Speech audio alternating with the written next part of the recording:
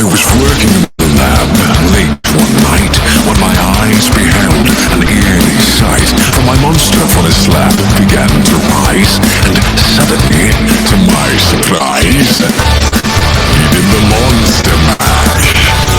It was a graveyard smash. It caught on in a flash.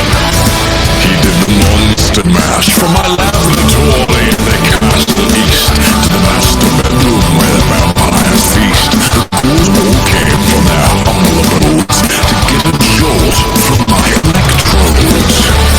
They played the monster mash, which was a graveyard smash. It caught on in a flash. They played the monster mash. The zombies were having fun. The party had just begun. The guests included Wolfman, Dracula, and his son. The scene was rocking forward in the sounds. The go-on sings backed by his bang hounds. The coffin bangers were about to arrive with their vocal group, the Quick Kick of Five. They played the monster mash. It was a graveyard smash. It caught on in a flash. They played the monster mash. Out from his coffin, Drax's voice did ring. It seems he was troubled by just one thing. He opened the lid and shook his fist and said, "Whatever happened to my Transylvania twist?" Release the soul, release the wiggle, release the soul, release the wiggle, release the soul, release the wiggle, release the soul. La la la la la la la la la la la la la la la la la.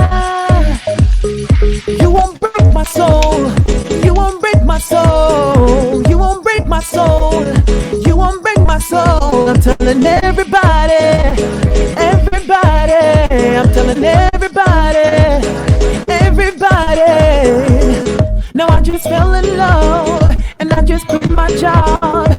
I'm gonna find new drive. Damn, they work me so damn hard.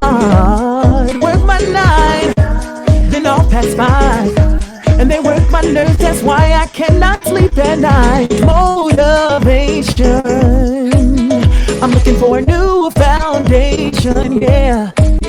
And I'm on a new vibration. I'm building my own foundation, yeah. Hold up, oh baby, baby. You won't break my soul. You won't break my soul. You won't break my soul. You won't break my soul. I'm telling everybody, everybody. I'm telling everybody, everybody, yeah. Release the vibe, release your job, release the time, release the trade, release the stress, release the love, forget the rest. I'ma let down my hair, cause I lost my mind. Be expecting I'm sleeping real good at night. The queen's in the front and the dumb's in the back. Ain't taking no flicks but the whole click snap. A whole lot of people in the house, trying to smoke with a yak in your mouth. And we back outside. You said you outside, but you ain't that outside. Wear a wide hoodie with the mask outside, in case you forgot how we act outside. Motivation, I done found me a new foundation, yeah.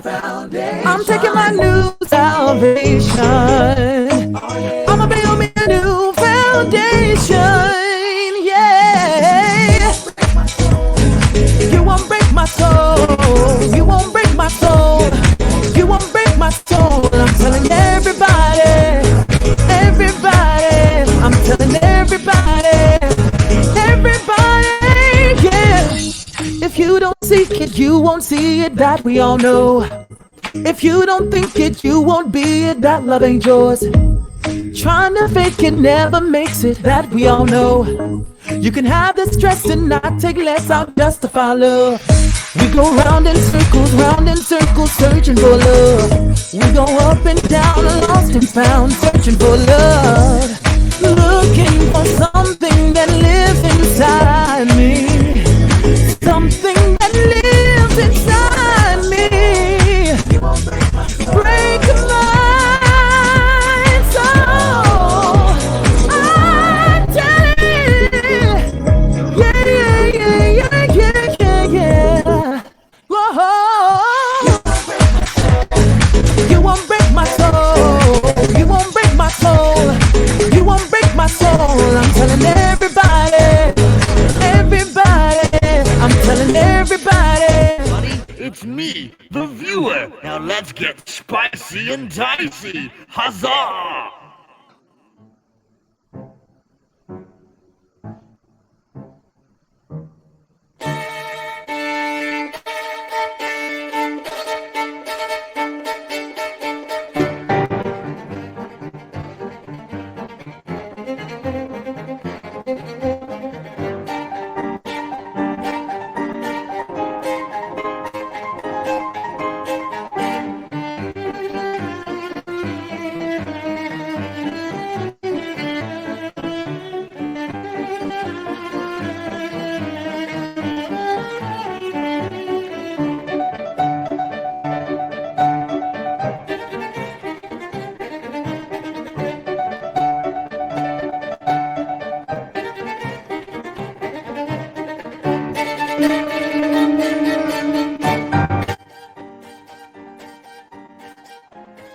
Last week on Spicy and Dicey, we found the Misfits of Mala headed through Greenwood Forest to the city of Greenwood while riding on some go-karts created from Magnus Silo's droids.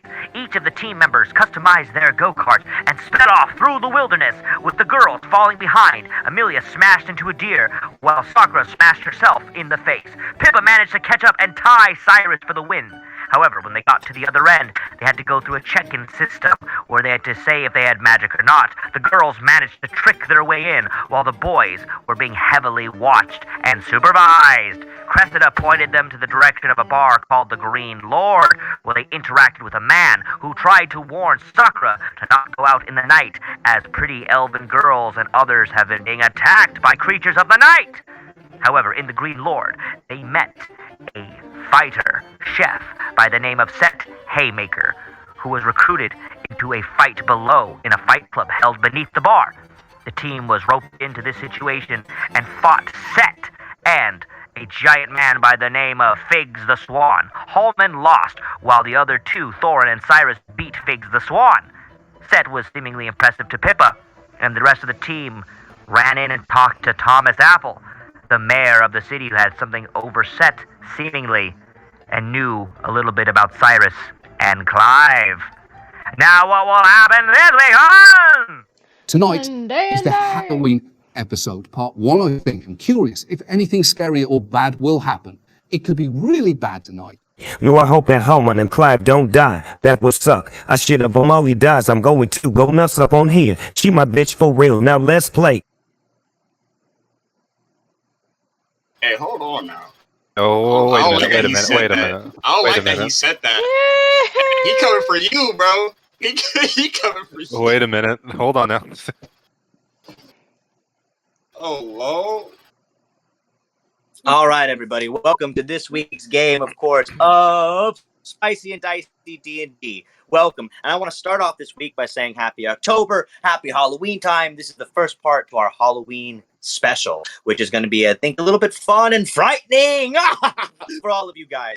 I want to also start off with a good special thanks to our moderator and our awesome player, Jade. She obviously takes care of everything, and we can't play without her. Also, she's having a hell of a week, so everybody make sure that Jade is giving applause, and you guys let her know how fucking awesome Kate and Jade is. She's like the coolest person. She's too cool. She's too cool for school. She's expelled. That's how cool she is. Anywho, all right. So let's continue with the game, everybody. As you remember last time, you guys were coming up from the fight club in the basement at the bottom of the Green Lord. You guys happened to interact with Thomas Apple, the mysterious mayor of Greenwood City, who seemed to know a little bit of too much about Clive and Cyrus, seeming to know a little bit about your past and why you were there, a complete mystery to him.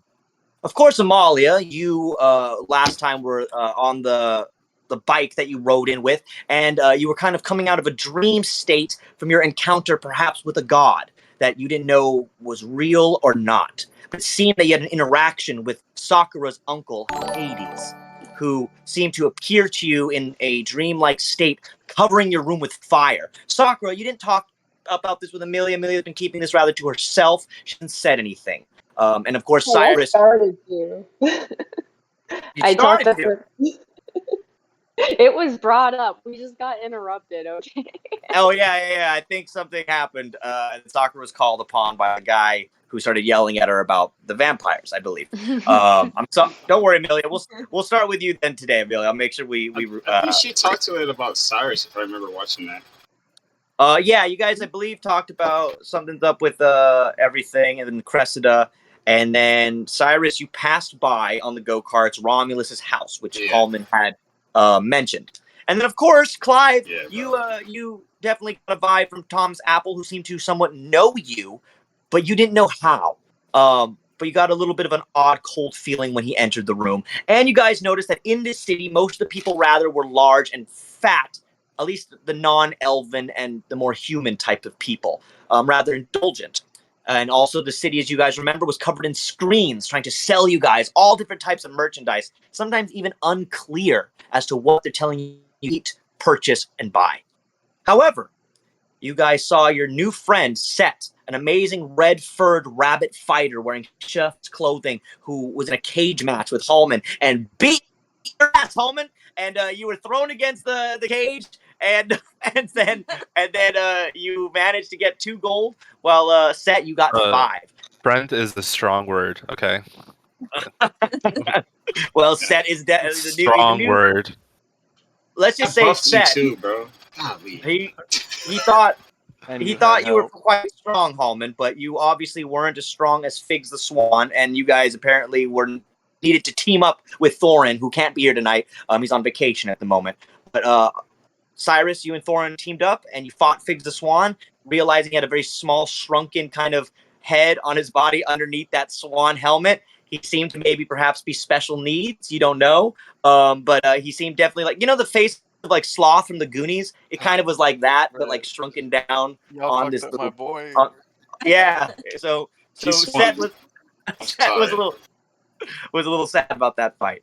But okay, cut to the story, everybody. Tonight, you guys are exiting from that basement where Clive, you stopped Amelia and Pippa last we'd heard. And Clive, you kind of told them that you got a cold feeling from him. We're definitely picking up a sense of strong magic. You and Amelia probably the only ones at this moment to be able to pick it up.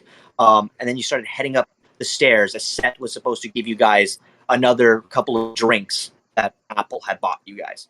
So, as you guys head up these stairs to back into the Green Lord Tavern, Set, let's say that you go and get these drinks for the party here.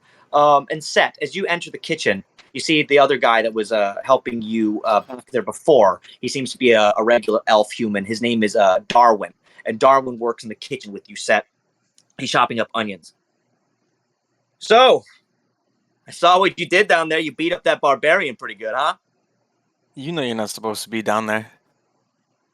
Come on. How am I going to be a good fighter like you one day if I can't even go down there and see the rest of the fights? Just take pointers from me up here, but we can't have you going around. If you get in trouble with Thomas, you're done.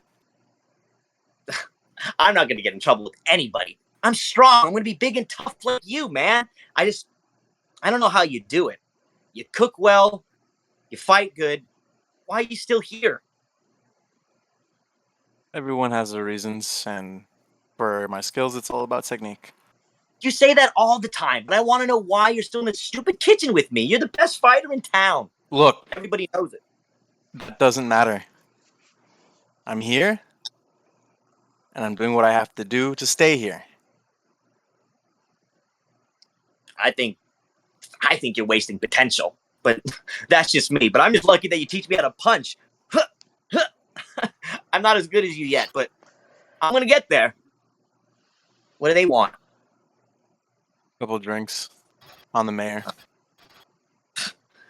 Giving away our drinks to everybody for free, goddammit. Right? He is our boss. All right, well, let's get him.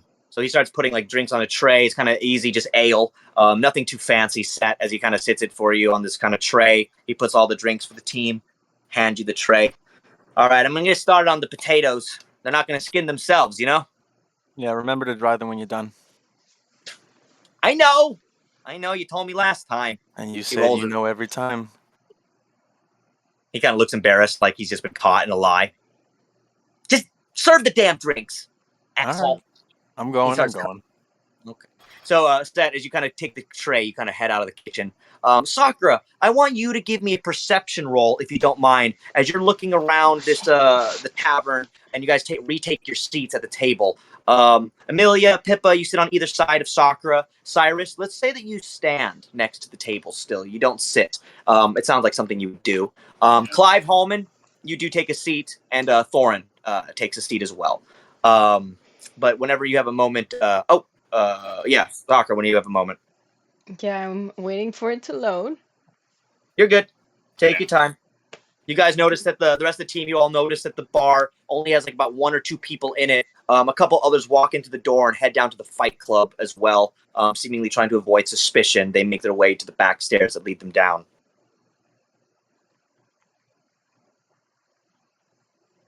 And so I'm just waiting on Sakura whenever she's ready. I'm just waiting for the thing to load. You're good. You're good. It happens. I get it. You get real die. Oh Just God, wait! It's saying updating. I do have real dice, so I'm gonna go roll grab them from my drawer over here. In the meantime, out of curiosity, what drinks would you guys have ordered from an actual place? Absinthe. Yeah. Yeah, I'm just curious. Yeah, that's good. That's good. What would you guys have ordered? I wouldn't have ordered anything, especially if it's from Apple. All right, Hallman. Yeah. What about I don't know. I'm on the suspicion train. I don't know if I want to consume anything right now. Yeah, I'm not drinking nothing. Same. I'm oblivious. Especially because Apple said I remember. Okay, yeah, I you know don't drink it's too much. here. Where is it? Oh, there it is. Amelia, what about you? Well, you see, I'm hella sus about like the food and everything, but also drinks. So probably like a Moscow Mule. A Moscow Mule? Okay, yeah. I mean, they get that. I mean, they wouldn't call it a Moscow Mule in the world of Mala. It'd probably be called like a Northern Mule or a Dwarven Mule. A Malta Mule. Yeah, a Mala Mule. That doesn't sound good, bro. I ain't drinking that. And I'm gonna have a spicy Bloody Mary. Yeah, that works. They got You Bloody were my Marys. favorite. Mainly veg, so you know it's healthy. But a lot of spice on the road. Which So one? much I'm spice. rolling a d20. Okay. A D20, yeah, just a simple D20. Okay, this is it. Hold on. Just don't roll one. You guys can always roll I got your a real 13. dice. 13. Okay, so that's not terrible. As you look around, Sakura, But it's I'm the pretty best. sure I have a passive like 13 or 14 anyways too. You all, yeah, I think actually. Or a plus. I think I have a plus. I don't know why it's just not loading. I'm pretty sure I have a plus like 3 or something though. It's okay. I'm on your thing, so it's all good. You do actually have a passive wisdom of a high 17, and then another passive insight, a perception of you actually have a high 17 naturally. So, as you look around, Sakura, you do pick up on somebody in the bar looks seemingly familiar to you, and you notice that it's the Sheriff Cyborg from the forest that was with Cressida. Oh God. And you notice, Sakura, he's not seemingly paying attention to your group, but you notice that he kind of has a satchel on him. And in the satchel, Sakura, you see like a little droid popping out that seemed to have belonged to Magnus, who obviously you've grown close to, and you were around him in the robots quite a bit the other day. But you do notice that there's like a robot sticking out of the parcel that he has on him, of the bag. So yeah. It's fine. Wait, say the last part again. He had a what? It's like a robot sticking out of his bag that you see. Like the same droid that Magnus kind of had. This guy has one sticking out of his bag.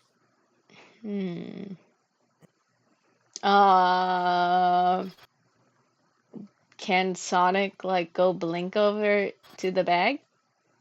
Yeah, I mean, you actually can do it. So if you want to just manifest him and like have him, like tell him to creep over there, he definitely can do that. So let's say if that's what you want to do, Sonic goes, and you kind of like you look at him and you whisper like to your little dog, what do you want to tell him to do? You can tell him whatever. I want him to take the robot that's in the thing. Okay, so I want you to roll a sleight of hands thing. I'll let you roll it. Oh wait, yay! Wait, hold on. Wait, it's loading. Finally, it's sort of loaded in. Oh God. Okay, you're good. Man, I'm not feeling so good about this game, bro. I'm a little scared. I'll let you add your +2 for his sleight of hand, or if you want to roll a sleight of hand D20. Oh, here we go. I'll give you a plus. Okay, hold on. 20. Now. Go. Come on. Whack. Ooh, 20. Okay, yeah, that's a 18 plus 2. So Yeah.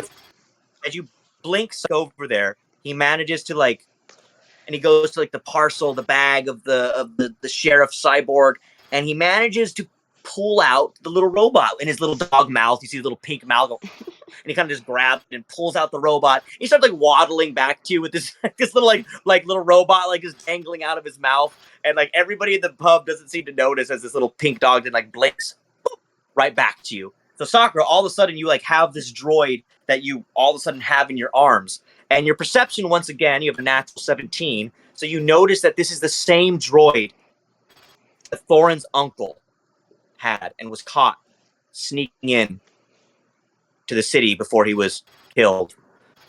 But you do manage. Is Pippa nearby me? Yeah, she's sitting right next to you. Okay, I'm gonna just shove it in her bag of holding. Oh shit! Okay. Did you not notice this? No, you notice it. Like, okay. I mean, she shoves it in your bag of holding. You have a bag of holding.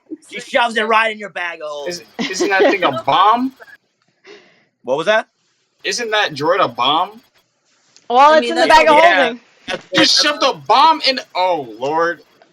All of you see this, by the way. I didn't know what to do, okay? Because I was under some pressure. I didn't know what. I didn't realize it was actually. I didn't realize it was actually that when I had my doggy go get it. So you blinked. So I just put it in her bag. You know, we can figure it out later, okay? It's a bomb. What do you mean we can find it? What did you activated it? At that moment, Thorin kind of pulls out his blueprints that Sakura you'd stolen from him earlier. He looks at the blueprints and he quickly looks at the robot. That's exactly the same. That's the same droid. He kind of looks over the schematics. I take it and put it in the bag of holding before anybody can see. Thorin goes,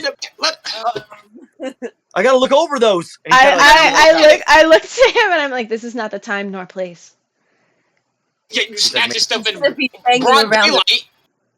We shouldn't be banging around a might be bomb though either. So can we be careful? I mean, we don't know really what this is. At that moment, Set, you then come into the room as you see them kind of doing this kind of weird thing at the table. Soccer, you kind of quickly been grabbing things and shoving them in a bag. Cyrus, you're kind of standing there watching around. Amelia, you're sitting there. Clive, you're watching this like what the fuck? Hallman, you're just sitting there like, Set, you manage to see them all in this little bit of this squabble at the table as you kind of enter with your tray of drinks. What would you like to do, Set? Started to set the drinks down, and I noticed you guys doing whatever you were doing. So, if you're gonna steal the silverware, at least take the ones that are already bent, please. I got you, bro. I start picking up all the silverware and just kind of. Put it. I'm slapping that. Stop stealing. Stop touching shit. All right, so Amelia and Hallman, you can both add 3 pieces of silver to your count. Thank you. However, it seems that Pippa turns to you, Set, as she seems to try to draw attention away from the table and the drama that they seem to have been going through for the last moment. You said you wanted to say something, Pippa? Yeah. So I look over at Set as he hands me my Bloody Mary. I take a big old gulp. Oh my god, this is the spiciest Bloody Mary I've ever had, and it's perfect. You know, like you really kicked some ass the other night. Was it last night? Yeah. It was tonight. It was earlier. My bad. I remember. It's that drink. Okay, I'm leaving. Drink. I'm leaving the group for a little bit while she says all this.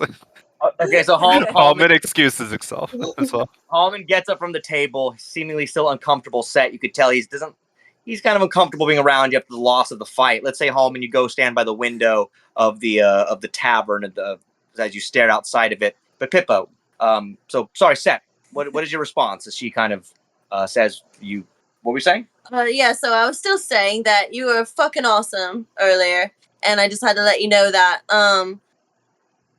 I haven't seen a fighter do what you did. I mean, excuse Holman. He's just a little upset, but I mean, okay, so long story short. Fuck you, Pippa. I think, what was that, they'll Pippa? get to, yeah. But we went through some drama not too long ago. He left my ship for a second to go do something, and we came back, and like most of my crew was murdered. But your food is delicious, your drinks are delicious. I need a cook, I need a chef, and the offer stands. If you want to join us, I'm the captain, by the way, Pippa Loon, as you remember. And I'm offering you free board, your kitchen to yourself, cook all you want, but the offer stands, so just let me know. First things first, the drink, I made it the way I like it, so I'm glad you like it. Two, I'm currently working, and you're asking me to quit my job to come work for you. I'm pretty sure that's like a breach of contract somewhere in there. Three, that guy over there held back in the fight, and I know he did. And four, I don't think you can provide me my protection that I need. Hallman comes back. Okay. Hallman, you blush a little as you come back to the group, like, oh, okay. So Pippa, what do you say? Well, I mean, granted, you didn't battle all of us, but so I think we can give you protection. So don't worry there. We got a lot of tricks up our sleeves. We may look deceiving, but we got some stuff. And yeah, he did hold back a little bit, but maybe you'll find that out later. But I actually just think you'd be great, a part of the team, on the ship. So. Is Pippa saying this in front of everyone there? Yeah, you guys. Pippa says it. Yeah, I'm saying it so loud. You're saying it. Oh god. I'm distracted, and all I hear is when Pippa says she's talking about food. So I'm like, "Oh, so you're gonna cook for us?" Does no one? What is going on here? Just go with the flow, Cyrus. Just go with the flow, buddy. This is how this works. Did Clive is going to look up any of the to people at the Seth. table? Hold on 1 second. Hold on. Clive, let's go to you. So Sakura, you stare wide-eyed as you kind of stare at Set. Set, you look down at this elven girl. She kind of looks at you asking, "You gonna cook for us?" Cyrus, you're like, "What is going on?" Clive, Amelia, you're like, "Just go with it, man. This is what they do." And then Clive, what were you about to ask him? I'm going to look up at Set and say, "Contract. It's to him, isn't it? What kind of contract is it, if I may ask?" Set slams the table and says, "None of your business." Oh, Set, I want you to give me a intimidation roll there for Clive, if you don't mind. As you guys watch as this rabbit just slams down on the table, and Clive, he's about 5 inches away from. Can I slam on the table too? And I want to be like, "Food is my business." Oh, Sakura, I need you to also give me an intimidation roll there. So think Cyrus is having a migraine. He's just like, oh god, I got a 7. You got a Seth 7. Goes to intimidate Clive, and then all of a sudden his attention goes to Sakura. I rolled a 21. Oh, he got a 21. No, Seth, as you stare at Clive, he looks like he does not. He means business, as in when he says none of your business, he means business. And so, you take this, Clive. He's not telling you, but you're immediately distracted by Sakura, who goes, "Food is my business." And Sakura, you're like, I'm not even trying to be intimidating. I think I'm just hungry. Seth's gonna look over at her and be confused and be like, "Oh, I think she wants food. What do you want to eat?" The best food. How are you gonna be hungry and yelling at me at the table and not know what you want to eat? Well, I'm not a chef, okay? All of you people are weird. I just smell good food when I taste it. It's a pleasure meeting all of you. But what about my meal? I need a happy meal. Sakura, you're just like left there, like looking at him as Set. You begin to walk away from the table. Sakura, you still are hungry as you reach out your hand. You're like, "I just want a happy meal." And so her hand down. Just stop. As Set walks away, he hears, "I want a happy meal," and he responds with, "Then go to McGoblets." You look outside. You look outside. There's like an M, like type of like with a G at the end of it, like kind of outside with like a glowing yellow sign. You're like, it's just like it does not look appetizing. We're not going to make goblets. I'm just gonna go off to Set. You can tell me later. So Set, as you look back after you get off, and you take this in, Set, you hear, and this group has left you awed as you walk away from them and head back into the kitchen. All right, guys, so now you're left in this tavern. You've gotten some drinks. You are here in the town of Greenwood. You do know that you will be meet at some point by Cressida to go to the Gothic Midnight Ball this afternoon. So you have the afternoon yourself to go do whatever you'd like. The ball is in about 5 hours or so. You guys know this.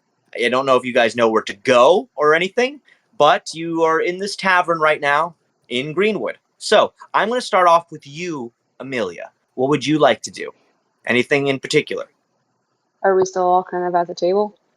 Yes, at the moment you're at the table. Sakura's sad. She hasn't got her Happy Meal. Pippa has just yelled off its Set. And Cyrus, you put down Sakura's hand like he's not coming back. He's not making you angry. You might as well go get some Mick goblets. Golly, bro. Look what you did. Well, all of whatever just happened aside, so I think Hades came to me in a vision. So you guys When were you gonna tell me this? Isn't that my uncle? Isn't that my uncle? Why is my uncle in your dreams? That's what I want to know. I remember you telling me about this, but what was the offer that he gave you? Immortality in exchange for a marriage? Wait. Oh. Was this take the deal. No. Take the deal. If there's one thing I can say, do not make any deals with any type of higher being. I'm a Clive. relic of whatever that is, and so is Clive. It's not Clive, worth it. Clive, you kind of hear what she has to say. You turn over. You look like you had something to say, Clive. What did you want to say? Yeah, just Hades. Clive is just rubbing his temples at the insanity that just took place at the table. It's like, did he have blue hair, orange hair, or flames of his head? Sounds about right. Hades. That was Hades. At that moment, you guys all sit wondering about perhaps why Hades was there. Amelia, Sakura, you kind of once again look at each other for a quick moment, not really understanding why this would be happening. However, then you are all interrupted by the sound of a large bell outside, a couple large chimes. Dong! Dong! Dong! It seems that a large crowd seems to be gathering outside of the tavern. Set, you've heard this sound before. You look out the window of the kitchen that you're in, Set, and you see that all this kind of large crowd is heading to a certain part of the city.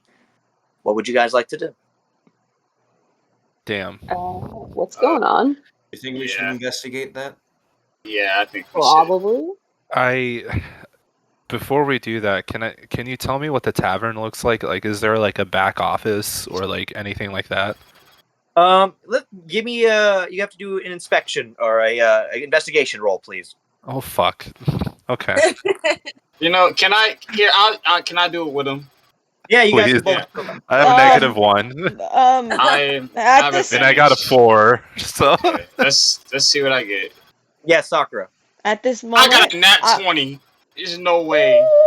At this moment, I want to take Amelia and Pippa, and we're gonna go to the bathroom real quick. All right, so you take the girls as the guys take one more last inspection of the bar. You girls do what seemingly is Sakura. You take them to the bathroom like a normal girl thing to do, and you head to the bathroom. And by the way, guys, you don't need to yell. You don't need to yell out your rolls unless you're doing it, of course, live because I can see them. Remember, on my end. So don't need to do that. I'll be able to tell you guys what you got. Unless of course you roll it live. You did get a nat 20. Oh all right. God. So tell him so he can tell me. Don't worry. We'll get back to you boys in a second. The girls, you go to the bathroom. Okay, Soccer, I'm what would you gonna like just to do? drag them into like the biggest part of the bathroom that's like private, and then I'm gonna pull out of Pippa's bag of holding the blueprints that Thorin was looking at, and we're gonna go over them. All right. So, okay, I want to keep. So you guys are in the bathroom. But luckily it does have a lock. So Amelia, as you're dragged in there by Soccer, she pulls the two girls in there. You close the thing behind you, Amelia. You're good with locks. You know this shit, Amelia. You have a passive good on your all that stuff, so you can literally close the lock behind you. So you girls are in the bathroom. As you look over the schematics, the three of you do get the information, Sakura, that this is indeed a powerful bomb. If you use this bomb and you throw it, anybody within a 30-foot radius gets 40 damage. If they can't beat a 17. If they get under a 17, you take 40 damage. If you roll over a 17 and still within the 30 feet radius, you take half that damage of 20. Oh, okay. So, you girls, all three did notice that this bomb, if set off, it also gives off an extremely powerful light. One could say as strong as the sun. It is extremely bright and powerful. You gave the 3 people in this party that have hurt me a bomb. Yeah, the worst people. The worst people with a bomb. Hey. Can I study the schematics? Because so like I'm used to kind of like studying schematics like from childhood and stuff. So I want to kind of see if I notice if there's like a way to disarm the bomb. As you look over, I want you to give me a intelligence roll here, Amelia. No, not perception, intelligence. It's not perception. Are we in 30 feet of this? Like, is the restroom? Oh, unfortunately, Amelia, as you see it, it's hold on, I'll get you guys a second. Unfortunately, Amelia, as you look over the schematic, there's nothing on there that you see about how to disarm it. Oh my god! Can I do an investigation? Yeah. Or would you like an intelligence? Well, because I just want to look over it and see if I can find out a few more things. All right, yeah. So let's do a investigation. Why am I more nervous about them with the bomb than like the threat? Like they're about to blow us up. Oh, nice one. So Pippa, so Sakura. I'm not Sakura. Sakura and Amelia. You guys didn't manage to see anything about how to turn it off or disarm it. But Pippa, you managed to see and read something in demonic abysmal tiefling that is managed to be scrawled in the bottom here weirdly. And then in a demonic language, it says the off word is garlic. But in that language. In that language specifically. So if you speak demonic and you say garlic, that's you dis. So I'm gonna like slap the girls. Sakura, Amalia, look at. Well, I mean, you guys can't read it, but this says here the off switch is garlic. So don't worry. At least the off switch is garlic. Yeah, I mean it. To be honest, this seems like. I wish I was there. Oh, but I don't understand. Wait, hold on. Wait, real quick before. Does it turn it off for forever if we say that? It does not say anything else, unfortunately. It just says the off switch is garlic. Is what it says. However, we're gonna take a break there, girls, and let's go back to the boys. So, what did you roll, you two, for Hallman? Oh, you got a nat 20. That's all that matters. Okay. It doesn't matter what you 26. Got, Hallman. It doesn't matter. Don't ask me. Also, let's Clive, because you're there as well. I want you to also give me an investigation roll if you don't mind. As you guys look, one more last peruse, the three of you boys. Thorn is here too, but he's a little bit more wrapped up, and you guys can tell that Thorn is still thinking about everything that's been going on with his father. He just thinks that his father's just been killed, and he seems to be on his mind. He's rather quiet. And fantastic job, Clive. You didn't get too much, unfortunately. Okay. But as you look around, Cyrus, you do manage to notice that where the people are clamoring to outside is in one direction. As you look out the window, you don't notice anything in particularly different in this pub. It is quite normal, I'm sorry to say, everybody. Kitchen in the back, quite normal. Everything else quite normal. There's nothing. So there's no office area. There's like nothing. The closest thing to an office would be probably behind the bar, in between the kitchen and the bar. There's probably like a little area. It's a nook that seems to have like a register and like some paperwork there of like a journal of a log of customers and receipts and things like that. But unfortunately, it's not that big of a tavern. No, it seems that underneath in the Fight Club is a lot bigger than above in this where this tavern is. But Cyrus, you do manage to notice that out the window that you're looking at, there's a statue that the people seem to be headed toward. And that's what you seem to notice from just your regather of this room. You just look out the window, and from one of the windows, you can see a bronze statue that the people all head to. I'm gonna go near that. I'm gonna go to that statue. All right. So, do you want to just leave your group, Cyrus, or do you want to try to gather them? Oh, okay. I think I'm just gonna. Set's gonna follow him. Follow? Oh, so Set's going. Set's gonna follow him. Okay, I'm hanging in the office. I'm hanging around in the bar then. Okay, so Clive. I have something I want to do. Clive, you watch as Hallman goes to the bar. Cyrus, you head out. Set, you kind of go follow Cyrus. Clive, what would you like to do? While they're doing that, Clive is actually going to leave the bar. He's going to, while everyone sort of seems to be going their separate ways, he's going to walk out and he's going to try and find. He wants to try and jog his memory of this city because he knows he's at a disadvantage now. Something is really going on in this city and it bugs him.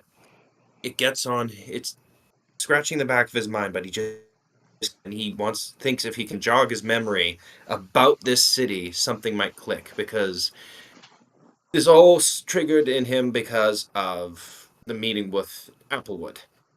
All right. Well, let's go here in order, everybody. Sorry, girls. We'll get back.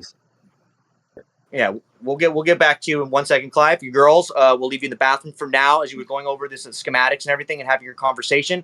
This is what the boys did. So, Hallman, you head to the bar after Set and Cyrus leave. Clive, you also follow Set and Cyrus out, but you don't follow in their direction. Let's start with you, Cyrus. As you head towards the center of town, I want you to give me a perception check to see if you notice that Set is following you. And Set, I want you to do a, I guess, what would it be? Stealth? Stealth, I guess? Yeah. All right. Let's see what I'm going natural on this one. All right. I got. Okay, so shit.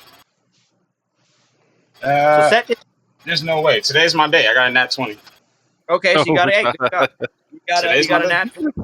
nat 20 there. And Set, you got a 9. So unfortunately, Set, you're not really hiding. You're just kind of literally like smoking as you walk back. And then Cyrus, you notice him. You fucking look back and you notice that Set. Can I help you? Can I help you?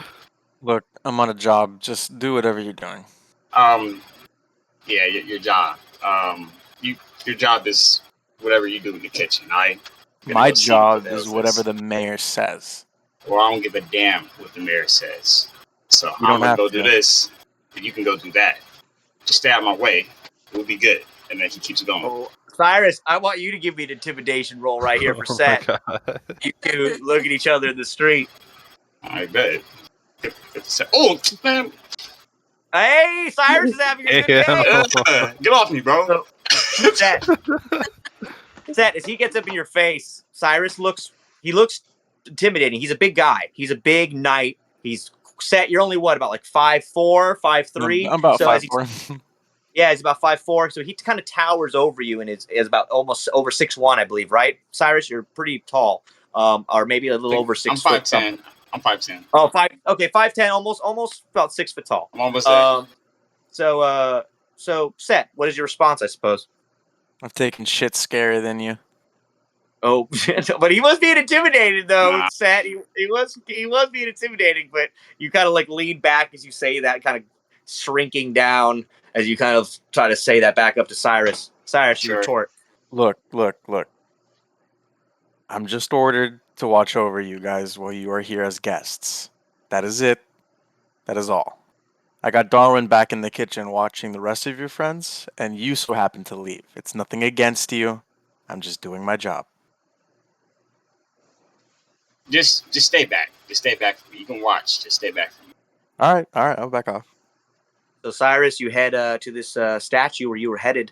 As set, you follow behind and you're keeping a watch on Cyrus. And Cyrus, as you get there to this statue, you notice the group of people around you. You kind of walk up to them. Set, you know what's going on. It's kind of normal to you. But Set, this is probably why you followed him, not really saying to Cyrus as to why.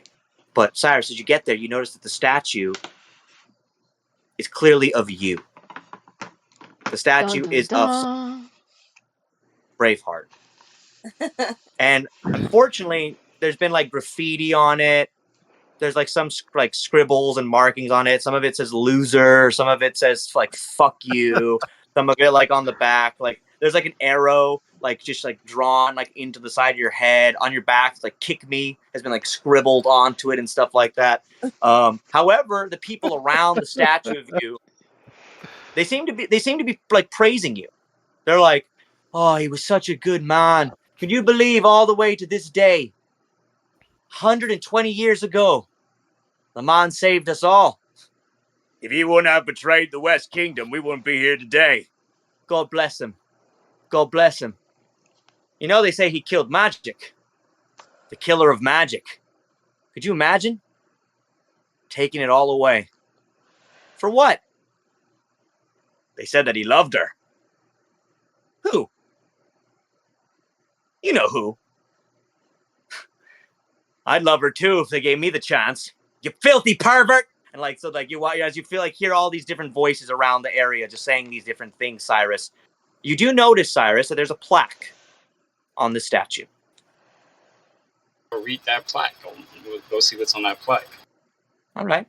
As you read the plaque says, Cyrus Braveheart of the West Kingdom, traitor to the West, savior to most. Died, question mark, question mark, question mark. Hero to all, Greenwood. Does this jog back any memory of mine? Yes, actually, as you read this, you have a fiery energy go inside of your body, and you hear the hound go, enough! And your body just kind of exhumes a like large burst of energy. I need you to roll a damage hit. My God! Damn it! You are going to give this amount of damage to all the people around you, including you, Set. There's no saving. Are you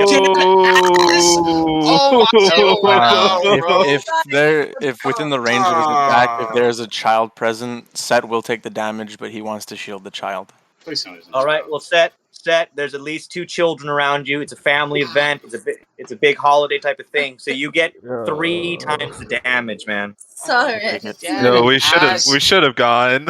Yeah, maybe if I would have known this would have happened. What do I roll? Y'all should know by now. Never go anywhere by yourself.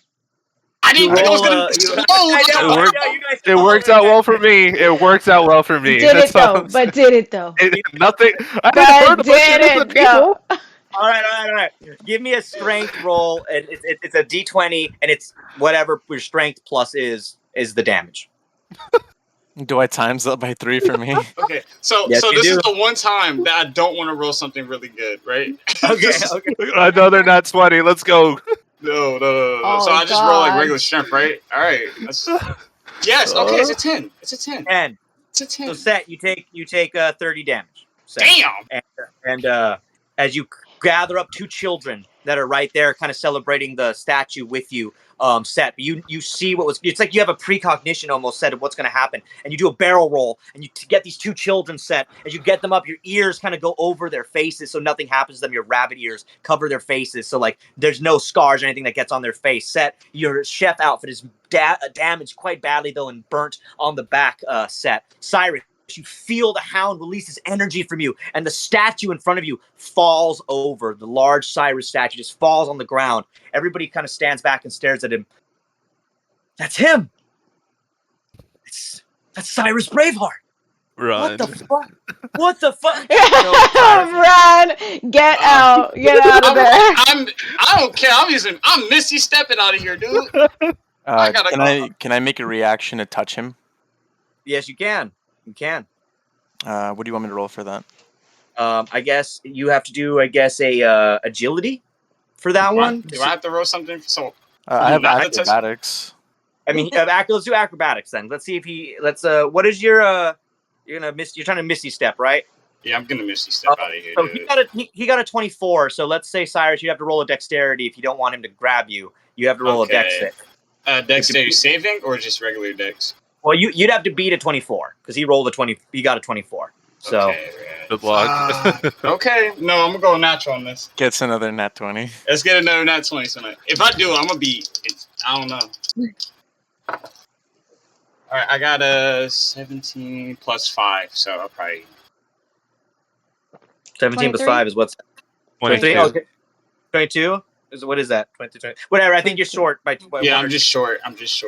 So Set, you manage to grab him as he tries to Missy step. You go, and Cyrus is pretty impressive as he manages to stop you right as you're kind of like you're trying to get away out of the situation, go back to the group, but he stops you. Set, you manage to kind of stop him in his path.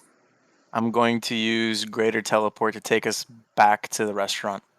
Hey, okay, good job, Set. You kind of saved your ass there, Cyrus.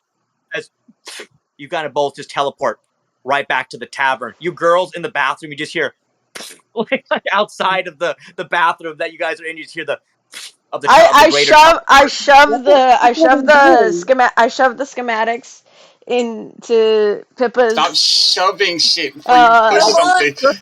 Bag of holding. Shoving shit. Bust out. Okay, so hold on. So Sakura she shoves all the stuff in the bag. She opens the door, and Sakura, you look out, like kind of like, what the fuck? And you do see that Set and Cyrus have just magically kind of teleported back into the room. Amelia and Pippa. Why the fuck are you in the girls' bathroom? I kind of move around Sakura and I go, I swear to God, Holman, what the fuck did you do now?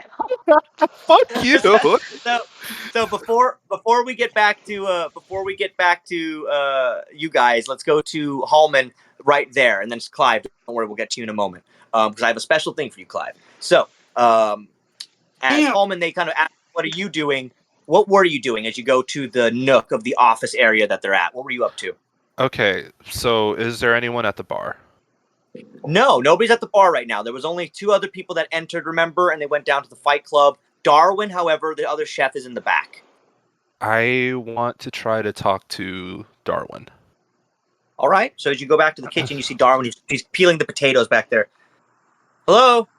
How can I help you? Hey, what's up, man? I'm Hallman. What was your name? I'm Darwin. I'm Set's apprentice, or, well, I mean, I work here. You work here? Yeah.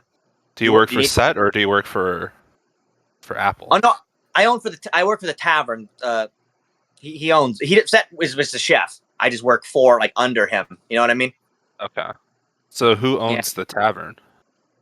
The owner, well, he's the Fight Club owner. His name is Jonathan, and then we got Leo, and then of course Thomas Apple is definitely he's got some, I guess, cool. You know? Sure. Cool. Yeah. Well, I wanted to come because I'm honestly a little worried for your master Set. What? Why? Have you heard something? He looks really concerned all the time. Like he's always checking over his shoulder. Like he looks like he's on edge at all times. I just wanted to see if everything's okay. Look, you didn't hear this from me. But Master Set, he's a tough one. He comes from like a crazy backstory, like nuts, like wild stuff. He won't even tell me. He won't tell you? No, he's like a mystery. He showed up here one day, not that long ago, I guess about a year ago now, and he was like almost torn to shreds. Scars on his fur, burns on his body. Seemed like he was barely living, but luckily this town could be full of good people. Was it Apple that helped him heal up feel better?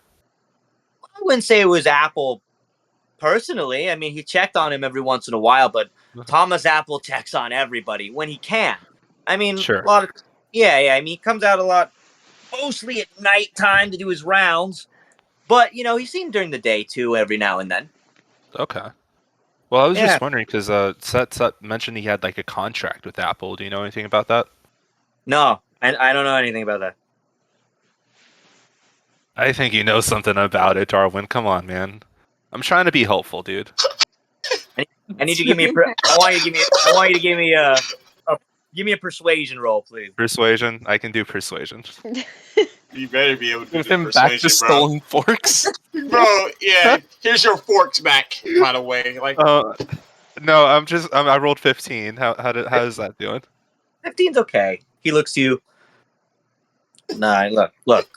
I'm not here to talk to you about my boss's contracts, but I do know that Thomas Apple is not somebody that you want to go up against. You know what I mean? I mean, let's just say you lose your head. So you think he needs help then? Set? I think he needs help, but it's not really, that type of help. I think he needs help up here. Sure. I think Set needs to move on. I think he's too good for this place. Mm-hmm. All right, man. Well, if you don't know anything else, I make it business to help people when I can. Oh, I Could I ask you? Could I ask What's you up? something? Yeah. Well, I was just curious if you guys are going to the ball tonight. I think that's the plan. Why, do you need anything? Well, I'm looking for a date. I don't have anybody to go with, and so I mean, you came back to. I thought maybe you'd like. I mean, I don't know. No. Are you asking me to go to the ball with you? Well, I'm not asking you, fucking Tooth Fairy, please, standing next to you. Yeah, I mean, I kind of like you. Got that sexy beard going on, type of thing. I'm just peeling potatoes back here, and your little questions are getting me all. Whew, I'm just peeling away. Okay. Listen, if we can have some fun tonight, sure, buddy. Let's do it. Oh wait, well, I'll be waiting here to take you to the ball. Then, look, I only go out with boys that look like gentlemen. So you got to put on a little suit and go get like a little gothic outfit. I have the best suit ever. Don't worry about that. All right. Well, I'll be waiting here. All right. Oh my god! I was not expecting. What's up with you, bro? You got everybody. He rizzes everybody up. Everybody. The girl, the dude. He got Hermes on them too a little bit. Like, golly. Dang. All right. I give him a little pat on the ass as I leave. Jesus Christ. All right, I want you to, as you try to give him a little like friendly little pat, I want you to give me a charisma. Oh my gosh! You just have to push your luck. You always do this, bro. It's let me. Okay. Just take an L, bro. Just take no, it's not an L. Where's my charisma? I think I had 2. He has that Aquaman charisma. Come on, remember? Bro. Come on, get something good. 8. Oh my god! So as you pat his butt, don't ruin this for me, man. It's like you're like too aggressive. It's like too aggressive for him. He's like oh my god, like Jesus. He fucks up on peeling one of the potatoes. He's like, ooh, like peels it too much. He's like, oh my god, like, all right, see you later, Hallman. So Darwin just kind of keeps peeling the potatoes. He picks up a barrel and stuff like that and kind of walks off. So Hallman, I can see what you were doing there though. Good investment. Oh my god. I'm just. Oh my god! I was not expecting that. I waited for information and left with a date. Man, it keeps happening, dude. Like, I guess so. I guess so. In this, we don't judge anybody here. In this room. At least you can't get more children from this. Well, maybe at this rate, who knows? Wait, does Darwin have kids? I don't. Hold on. Darwin's a changeling. No. All right. Don't say that. All right. So let's go to Clive before we get back to the group. Let's go to Clive. So Clive, As you left, everybody relaxed and enjoyed this next part. So, Clive, as you kind of go off in your own way, you leave the tavern, and instead, Clive, instead of going to the group, you decide to think about try to get a memory. And as you do, Clive, do you mind giving me a history check here, please? Not 20. Hell yeah, dog. That's 16. You got a 16. Yeah. Not a 20. But you're still pretty good. So as you remember, Clive, you're doing your best. You really are struggling. You know, you're kind of like Cyrus. Both of you, especially with these demons mixed into your body, have foggy memories. You even more so than Cyrus. He has this ability to kind of ask the Hound to research some memories from his past. You, Clive, however, know that every new life you seem to fall into, the memories dissipate. They seem to fade after, you don't even know how much time has gone by. They go away. But Clive, you managed to remember that there's a special tree that you remember in Greenwood. And it was an apple tree. And you definitely remember that Cressida liked to go underneath this apple tree. And it's not far from the opening of the city. Do you want to head in that direction? All right. He'll head in that direction. He'll because he remembered the tree. He remembers the pathway to it. Like it's coming back to him slowly. Yeah. As you let's say that you do. You kind of remembering almost as every step you take, every move you make. Anyway, so as you get to the apple tree and you and me, you get there, and as you get to the apple tree, you do see a familiar face with Cressida standing underneath it, as you remember and seemingly almost knew that she would be. She's waiting there underneath the apple tree, almost as if she's expecting you to come and find her there. She turns. It's been a while since we've been here, huh? A long time. It has. Yet I was able to remember it. I was curious if you would. I know that they go away fast. Tell me, did you bring them here for me?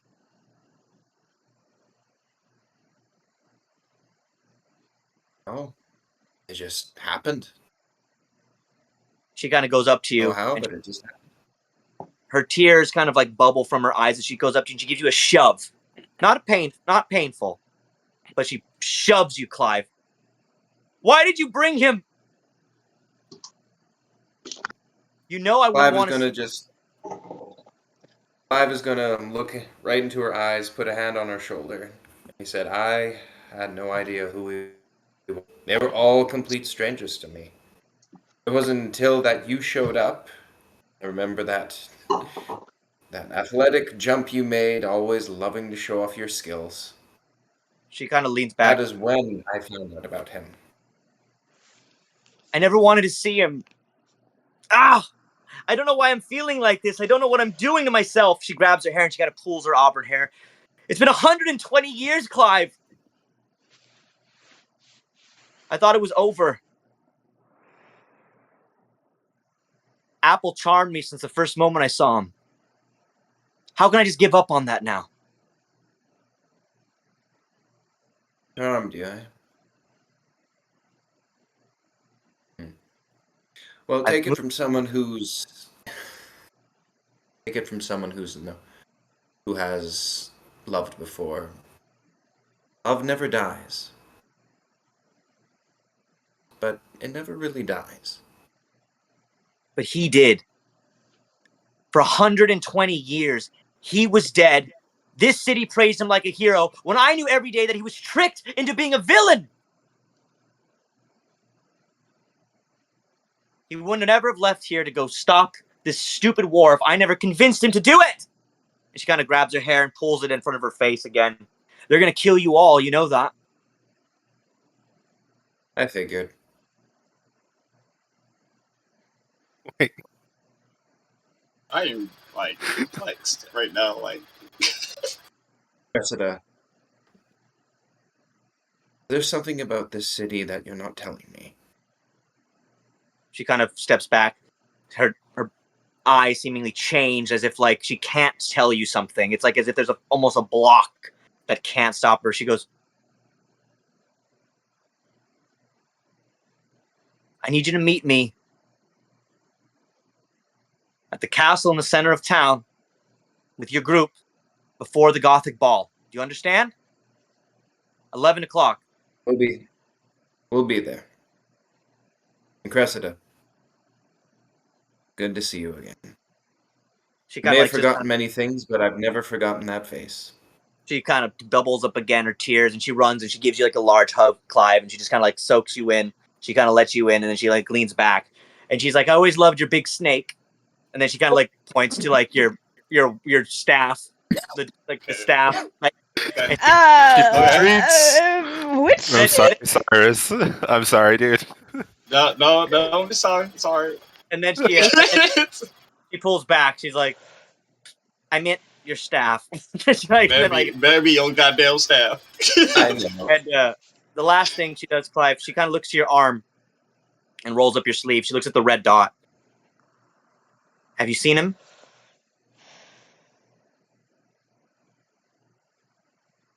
You don't remember, do you?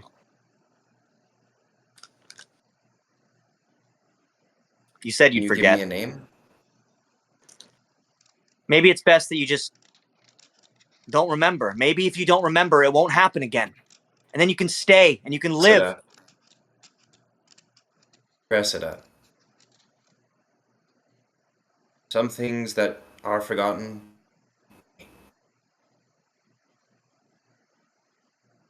Look, I just want you to survive this dimension. If what you told me is true when we first met, then I can't tell you the name. And I won't. Goodbye. I'll see you at 11. Is he here? She disappears right in front. She uses a greater teleportation ability, and she herself uses magic and teleports away. Clive, you take a moment to look at the tree, and you look at the red dot on your arm before you head back to the tavern. Mm-hmm. The rest of you all then regather at the tavern here as you all come back together. The girls out of the bathroom, Hallman from the kitchen, Set, Cyrus teleported to the kitchen as well, and then Clive, you return to the restaurant.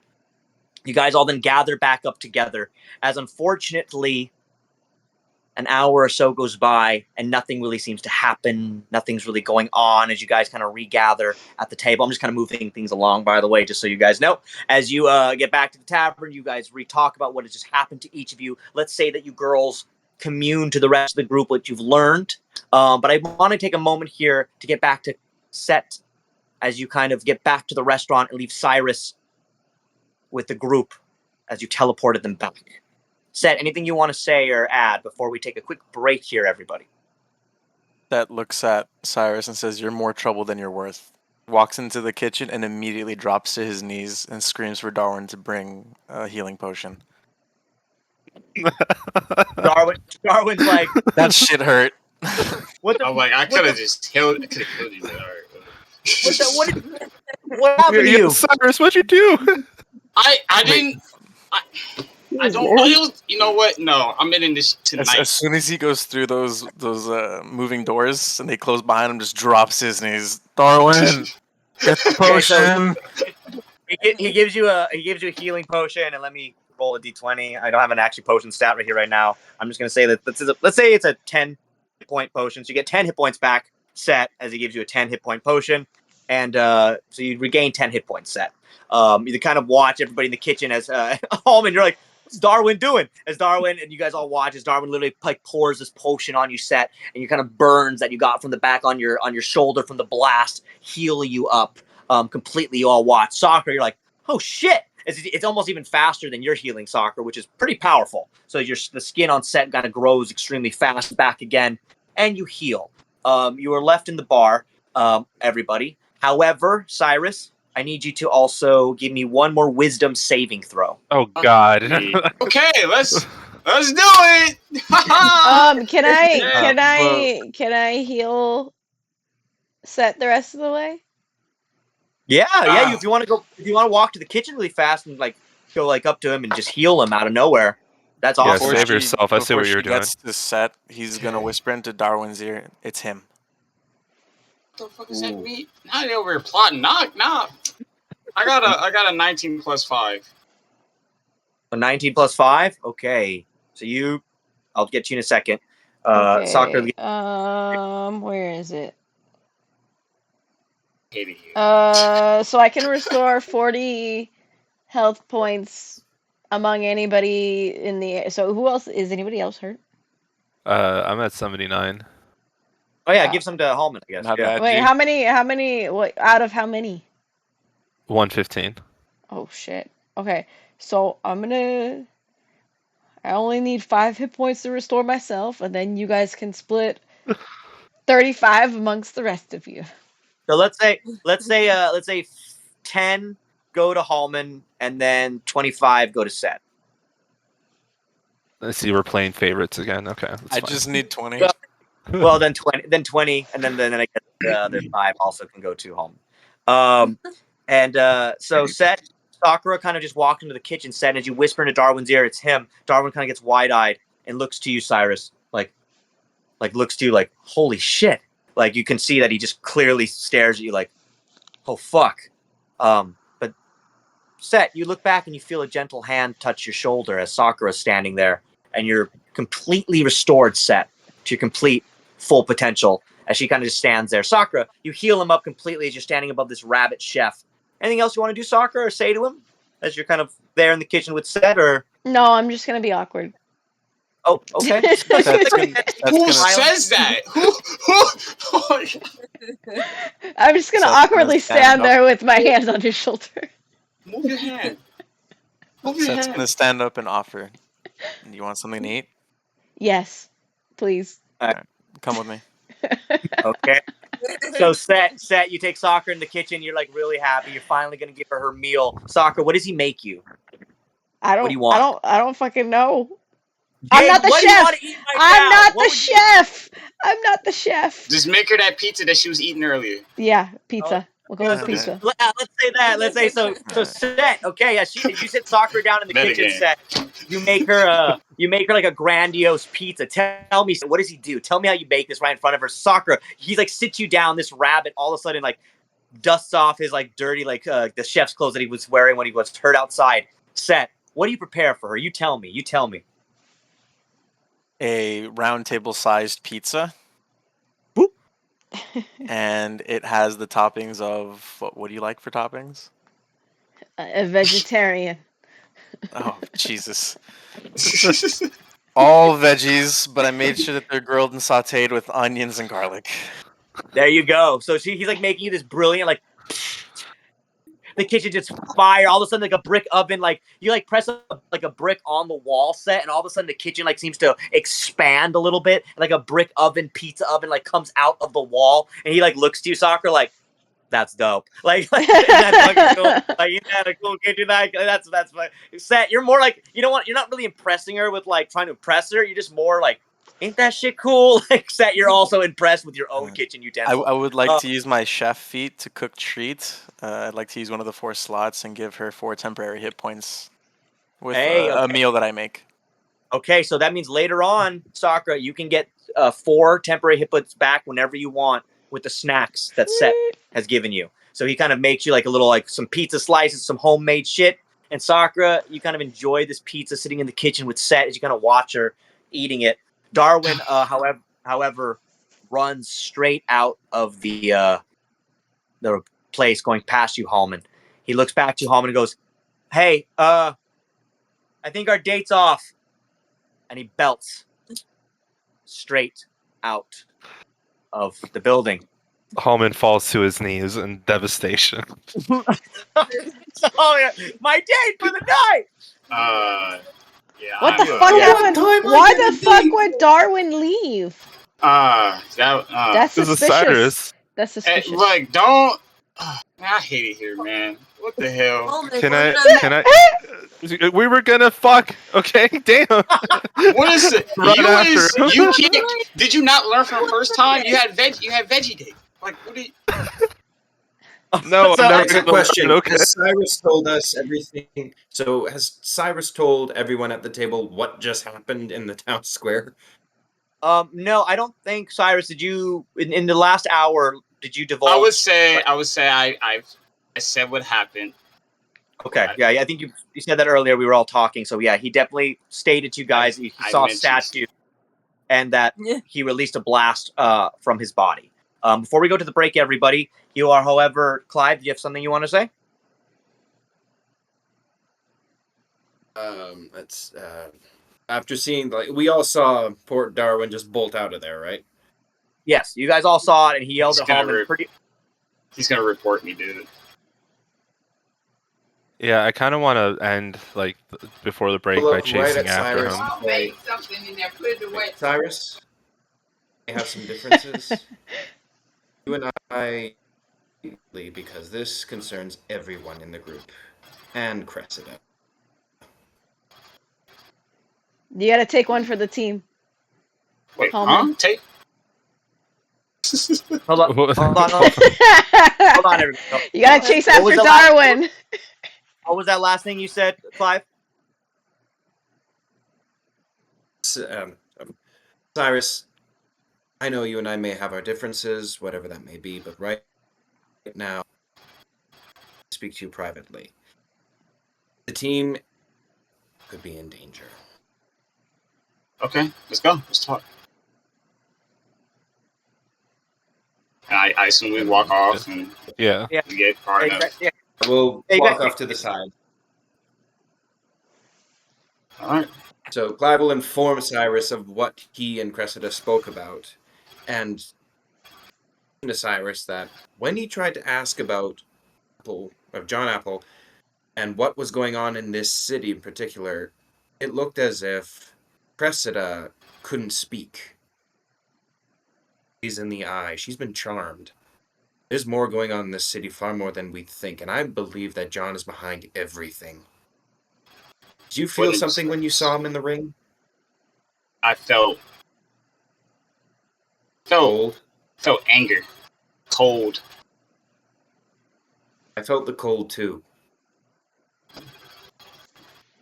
Do you have any information that maybe you got that I didn't get? Is he something that he's not saying what he is? One thing Cressida said to me that was very important, it struck a chord with. I met at the tree. I remember seeing that tree, apple tree. She said to me, a year ago, that's when she met John, and he charmed her. She may be speaking poetically, but she seems to still care, torn, but care for you. But she seems unusually loyal to John, and the way she was acting when I was asking her about what's going on in this city. Tom, but yes, John, Tom. I know sometimes I mix them up too. It's Thomas. Yeah. But we know. Don't worry. Thomas. But yes, as you guys are saying this, and then you're interrupted. However, as Amelia, I need you to give me. Actually, Amelia, you have a passive on this. Actually, so Amelia, as you feel something extremely also cold on the other side of the bar, beginning to open and swirl next to you, Amelia. Can you please make a dexterity save for me? No. Well, what happened with that wisdom? Did anything happen with that? Oh, with your wisdom? Yeah, yes. what happened? Well, I'll tell you in a second. Oh my god! Yo, by the way, Amelia, Hallman is someone grab her! Someone grab her! Amelia, unfortunately, you are immediately held in the air by seemingly a dark force, and you're pulled up into the air. I need you to take 20 hit points of necrotic damage, please, Amelia. And you get pulled up into the air, and you're slammed against the wall of the tavern by some dark energy, Amelia. You take this hit, and you're slammed against the wall. All of you watch as your friend, Set, you also see from the kitchen, you and Sakura turn around. You see that Amelia slammed up against the wall. Hallman, you see from outside, Darwin is watching with almost a frightened, scared look, and he turns and then just keeps belting away from the tavern. Amelia, what were you about to say? As that happens, I immediately kind of shakily stand up and throw a firebolt in the direction of where it came from. When you throw a fireball? It's not a fire. You're gonna burn us down. No. It's literally a mote of fire. It's literally like a tiny ball. Oh, a little ball of fire. Okay, Yeah. so you throw a fireball. However, as you throw this fireball, it goes to nothing, basically, seemingly a black, empty void that seemingly is there at the wall. You, however, all hear from the darkness in front of you, your souls shall be broken. Find me at the castle now, or you're all gonna die. The Gasadokaru is hungry. Time for feeding. Your punishment is nigh. All of a sudden, the shadow on the wall seems to collapse and says, Cyrus. I grab a lantern off of one of the tables, then I cast light, and then that is going to give a 20-foot radius of light. See if that All right, works. Yeah. As you definitely light this beam at this dark entity on the wall, you see that it immediately recedes back as if it shrinks smaller and smaller, and it pops like a bubble. Right in front of you, all this black seems to just go away and dissipate, again inviting you to the castle. The same one that Cresta may have just invited you all to, of course, for later. As this dark shadow seemingly then disappears into the wall. Amelia, you're left there, heaving your breath, standing next to Pippa, who's not far away from you at this moment in time. Now, here is we are going to be taking a little break, and we'll be back after this little break. Don't fall asleep on me, Jade. I don't want you getting tired on me. I saw you getting sleepy-eyed there for a second. Wake up. I was. All right. I'm scared don't about worry. my wisdom. Okay. I need you to wait for this next part right now. So don't worry, everybody. I'm going to pull up a share thing, and we can watch the break. And don't worry, this should be fun for you all. So. Oh my god. I'm scared. I don't want to do that no more, man. It just gotta get crazier and crazier.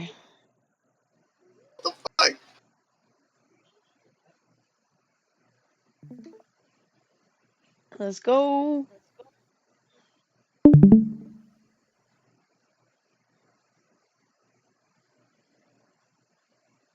From Japanese mythos and lore. The Gasha Dokuro, it gets its name from the noises it makes, gachi gachi, which translates to rattling skull. The only time a Gasha Dokuro stops rattling is when it is hunting, which is late at night and on desolate rural roads. The Gasha Dokuro will actually bite off the head of any human it encounters, which is of no use to the Gasha Dokuro. It cannot eat or consume or digest anything. The creation of a Gasha Dokuro involves mass graves of some sort of horrific tragedy like war or flying purple people eater, one-horned, one-eyed, flying purple people eater, one-horned, one-eyed, flying purple people eater. Sure looks strange to me. Wow.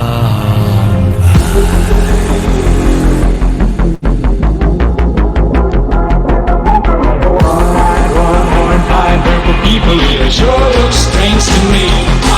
Because the one-eyed, one-time people here. One-eyed, one-time people here sure look strange to me.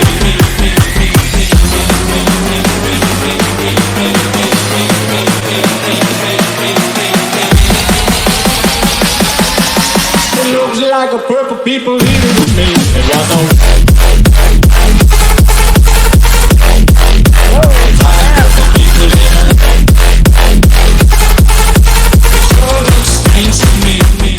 it was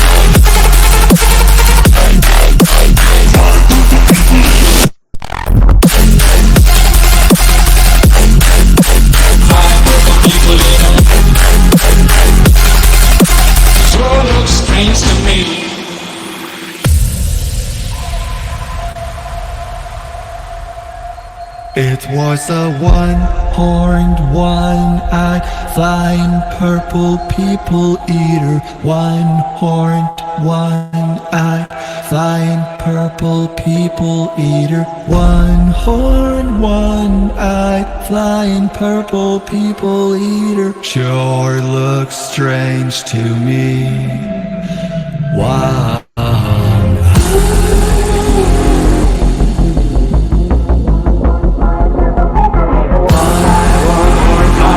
People here sure look strange to me. It was a one-eyed, one-horned, purple people here. One-eyed, one-horned, purple people here. One-eyed, one-horned, purple people here sure look strange to me.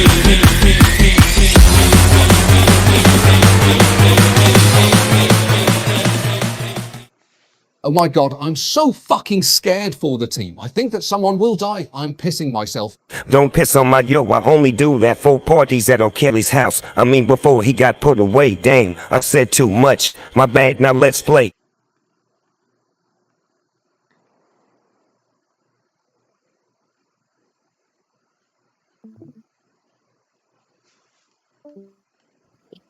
You keep mentioning someone dying. All right, everybody. I don't like that. Welcome back. Ellie's house. Hope you guys understood that joke. that was pretty funny. All right, everybody. So I thought that word sounded familiar. Yeah, so as you guys can see, you guys are going up against a pretty deadly villain, the Gashadokaro, which is a crazy demon, giant, walking skeleton that can summon dark, shadowy portals, rips heads off of humans to harvest on your souls. In fact, to break your soul, they say, to embody the soul of a human and devour it into its giant heart that floats up inside of its ghostly ribcage. The giant Gashadokaru is a giant evil being that only comes and goes out of places that have gone through deep historical war, loss of magic, and deep despair and grave sites around.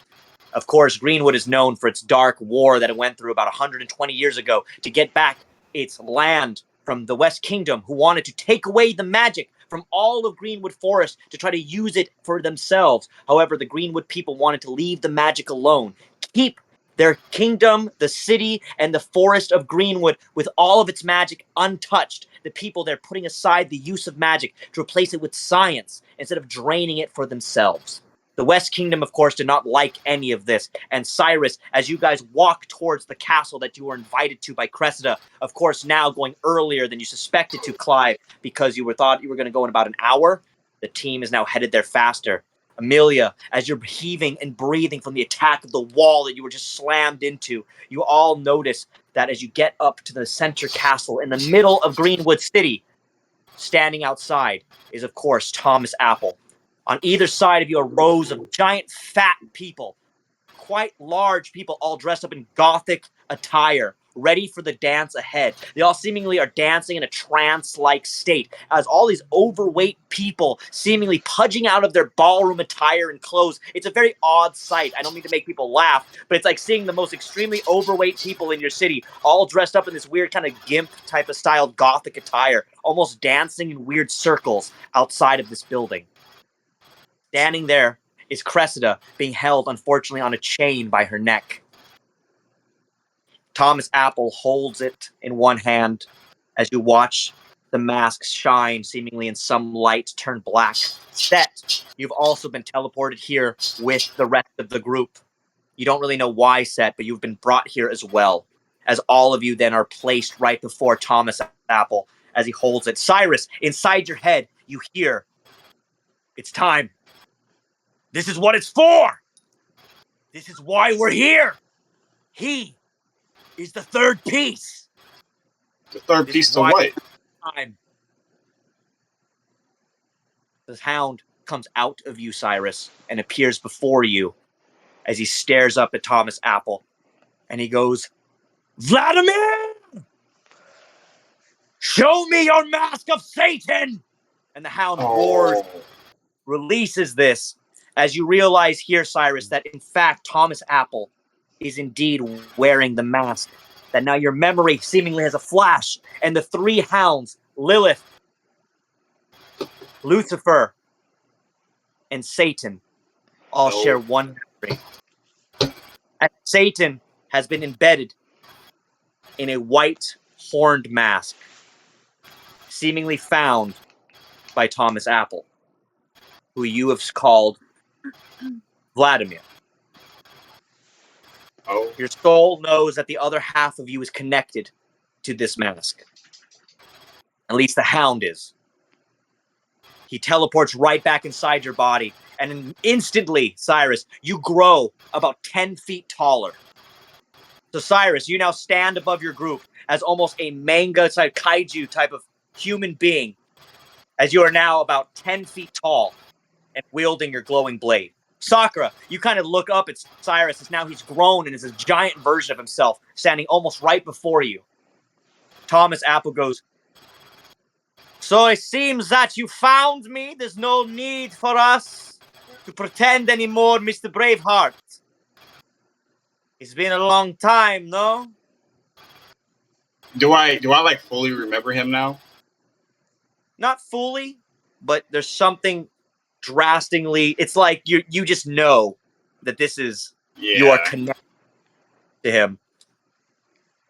I guess it has. I did not think you would beat my other slayer. How are you, Mr. Van Helsing? In this dimension, what's your name? Tell me, Clive. How many names have you gone through? Does Clive then get a memory back from this, or does the fog sort of dissipate? As the fog dissipates in your mind, you remember specifically one jagged memory from a distant life that you barely can remember. A villain by the name of Vlad, specifically Vlad the Impaler. He lived in a dimension and seemingly went through history, tormenting many people, sometimes going by other names. King of Darkness, Dracul, Satan, Lucifer, a vampire, Count Dracula. In this dimension, it seems that he's gone by Thomas Apple. Oh. Clive touches his head, and then he looks right back up. Been a long time, hasn't it, Dracula? Almond falls to his knees. No, get up. I'm like, I'm big, so I'm like, get up now. Can I do something? Of course you can. Not shoot no lightning bolt. Okay. I'm just gonna activate my Guardian of Faith. Hey, okay. Which means that if somebody comes into range, then they're gonna have to do a dex roll. Okay, and then you get damage. I think it's a range of 10 feet if they're hostile. All right, sounds good to me. And if they're in 10 feet of you, they will definitely get hurt by a d20, I'm assuming. And I need you all, as Dracula then sticks out his hand. I summon you to remove their heads, give me their souls, and continue my feasting and draining of the magic of Greenwood. 120 years, Cyrus. I did not expect you to come back. Of course, when you met me, my name was not Thomas Apple. That's why your memory before, when trying to remember the name Thomas Apple, signified nothing to you. However, if you would have known of the name Vladimir Bravoska or Dracul, you would have remembered that years ago I sent you to the West Kingdom. You were too stupid and in love with my bride, who I've charmed for about 100 years now. She thought that she would miss you until I made her not. Unfortunately, meeting Clive was a hiccup when I sent her on a mission to Ulrich to meet with your friend Amelia, who was no longer there, for support for Greenwood to re-attack the West Kingdom. However, it's a surprise for me to find you here. See, the people here are stupid, fat, and lazy. I can drink whenever I want. They don't use magic. They use nothing. They believe in dogma. And you thought that you could save them 120 years ago. You can't save them now! just the hell I can. And then he pulls out his sword, and then he summons his like phantom axe out of his arm. So Osiris, as you're like this 20 version, like almost 10 foot plus tall, almost 20 foot tall version of yourself, you summon your giant blade axe out of your arm while wielding your golden sword. As that moment, Dracul leans back and laughs. He takes off the Satan mask. It is nighttime now. No need to wear this to protect me from the sunlight. I shall fight you all, but first, let's see if you survive. I look the Gashadokaru. at the moment he's talking about the sunlight. I look over to Pippa, and I like. I just elbow her real quick. Sorry. She's the one that can do sunlight. No. No. Set. At this moment. No. At this The droid. Oh, the do I droid. have that thing? My bad. I do have that gadget. So at that moment, however, I need you all to make an initiative roll for me, please. No. And you all are now going to be in battle with the Gashadokaru. As all of a sudden, right in front of you. Hold on 1 second. I haven't opened it yet. Don't do anything yet. Hold on. I did it already. No, I rolled so good. I rolled so good. Please. Don't tell us to do it unless you got it. I will. Oh, don't worry. I'll set it. I'll keep it then. Hold on. I'll do it. You rolled so bad. Because I rolled good. Okay, hold on, everybody. I'm doing my thing. It's my chapter. And Set, by the way, you are in this battle as well, Set. So hold on 1 second, everybody. I'm just getting to this. There we go.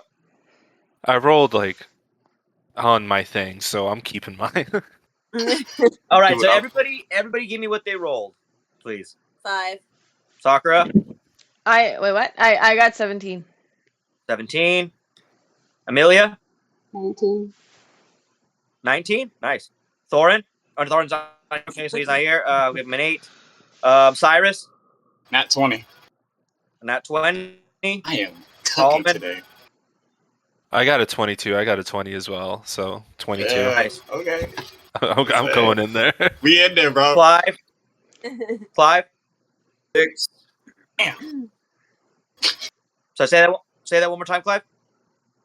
Got a 6. A 6? Okay. And then Set. 18. 18. Fantastic. So you guys are going to be going up against that Gashadokaru. And yeah. Hold on 1 second. The Gashadokaru I got a roll. Oh, the Gashadokaru got a 20. So okay. What? We're getting into this fight now, everybody, and we are starting off with Hallman, as you guys are going to fight this large, giant, looming, skeletal ghost creature with a thriving, kind of pumping, like celestial heart inside of its rib cage, shoots out of the ground before all of you. This giant kaiju-esque giant monster skeleton. It kind of releases this weird crackling, rattling bone noise as it opens its jaw, and it's just all of a sudden you guys feel fear. Fear just hits all of you, this chill to the bone as you watch the Gashadokaru lean down, looming over you. It is about 30 feet away from the group, and it stands at about 100 feet tall. So, Hallman, you currently are going up against the Gashadokaru. Okay, that's fine. That's fine. Does Hallman know about the bomb? Did the girls tell everyone? No, they did not. They know that they have it. You discussed it during your hour break. Let's just say. However, I don't think the girls have described to you exactly what it is, but they have said that they've got the weapon that Hallman's father, or that Thorin's father, seemed to have, or the bomb type object. Let's say you know of it. Hallman knows nothing about the bomb then, so I'm gonna be useless with that. Okay. If that's the case, We're also surrounded by civilians, so that's fine. They're really fat and they're dancing, but they're having a good time. They don't seem to notice. They don't seem to notice that you're there, so they're like in that trance. Does it have like 4 legs, or is it like 2 legs? Like what is it? It's a giant skeleton. It's just a giant skeleton. It's just ginormous. It's like this giant kaiju, 100-foot tall skeleton that's just looming over. You see a giant heart in its center that seems to be pumping just floating in midair in its chest. I want to grab Chomps from Pippa. You want to grab Chomps? Well, How I'm about- going to say you'd have to use that as an action. That's fine. To get it from her. Okay, That's so you, fine. Yeah. You Good wanna- Pippa, can I get Chomps? I'm trying to jump off of his face to like swing down on it. I mean, if you're sure, just don't let him get hurt. But I'm more nervous. I'm for not you. attacking with him. I just want to leap off of him because the motherfucker's tall. I'm still worried for you, but go ahead. I'm Okay. gonna give him. All right, so you take Chomps and you release him from the ball. So Chomps comes out. Oh my goodness, I was so cramped in there. He comes out as he like gets all big from out of his ball. Chomps, throw me at that thing. Okay. Oh, okay. So Throw me. So you have to make. I guess this is a 2-action thing. I'll let you have a bonus action here because Chomps is there. So Okay. I'll make. So you have a bonus action. So you've ran up Chomps. So you're gonna jump up off of him. So as you jump off of him, I need you then, I guess, to make a athletics, I guess, check. Let's see how you do. Okay, like acrobatics. Yeah. Let's do acrobatics. Okay. 16. Okay, so you go, boom, and you kind of like jump up this T-Rex. Don't worry, everybody. We're gonna end a little bit here in a little bit. We're just starting the battle. And we're gonna continue it next time. As you guys are running up running up the Gashidoku, and you jump off of him, and you're just gonna swing with your axe down on him. You need to beat a 15 armor class if you're gonna hurt him. I literally have plus 11 DC, so I should be fine. I rolled 17, so 28. 28 damage. Fantastic. Oh, not 28 damage. I rolled a 28 to hit. Sorry. Oh, okay. What's the damage? 11. 11. Fantastic. And I Are you want to in try range? to like. No, not yet. I didn't use an action. I wanted to hit it first.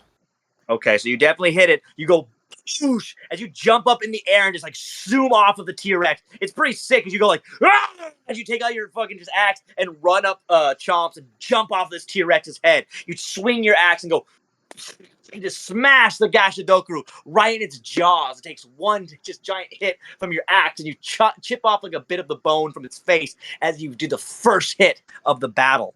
However, stay on him. Can I stay on him? I'm gonna have you. That's like an extra action. Okay, that's fine. Let's say this. I'm gonna give you this because I think it's cool. I know what you're going for here. Give me a dexterity roll. And if you do a good dex, I'm gonna have you like hold on to him so you're like up on his head. You know what I mean? 15. Okay, so let's say like you smashed him with your axe and you like managed to grab onto the jaw of the Gashidoku. You're like swinging off of it. You're like kind of hanging on the Gashidoku's jaw as you're like kind of like swinging back and forth. And don't worry, we're gonna get one more attack here, everybody. Then we're gonna stop and then come back next week. So the next attack is going to be the Gashidoku, and then actually we're gonna choose. Wait, hold up, because how far is it? It's 30 feet from you guys right now, so it's not in the 10-foot range yet. Dang it! Don't worry, I know what you were going for. Don't worry. However, I'm gonna do Gashidoku. Wait. Oh yeah, never mind.